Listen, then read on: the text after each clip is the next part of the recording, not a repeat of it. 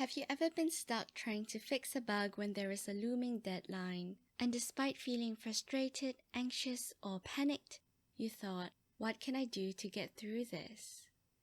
If you have, then you are showing signs of emotional intelligence.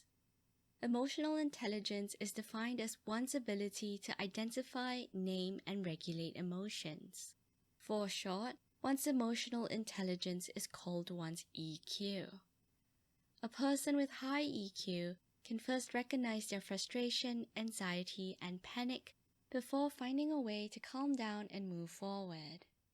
A person with low EQ, on the other hand, might be unable to recognize or manage their emotions, and in turn might lose motivation and avoid the task completely, or take their emotions out on themselves or even others.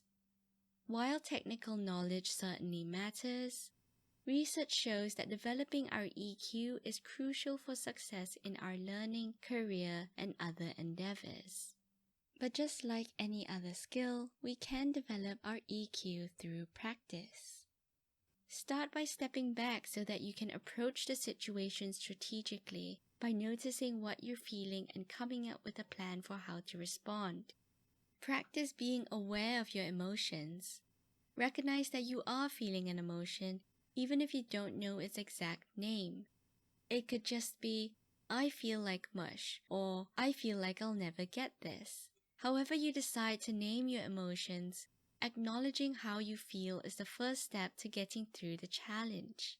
After that, you can start planning what to do next.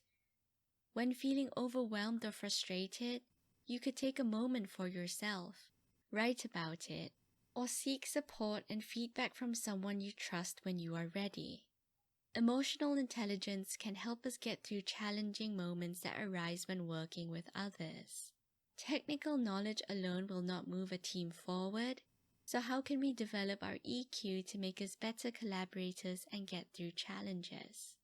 One important strategy is to practice taking different perspectives. You can do this by demonstrating empathy and engaging in active listening.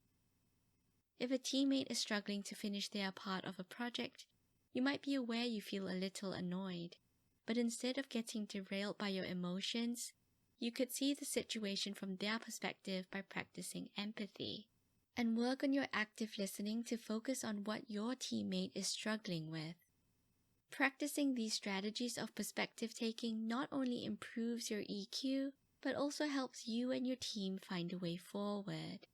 So with all that said, developing your emotional intelligence isn't about ignoring your emotions. It's a way of gaining agency in a difficult situation so that you can effectively and constructively move towards solving the problem at hand. This week, stop and notice the emotions around you, whether they are your own or those of others. Remember, tuning into your emotions can be just as important as working on the tech itself. So take the chance to practice your EQ the next time you find yourself saying, "What can I do to get through this?"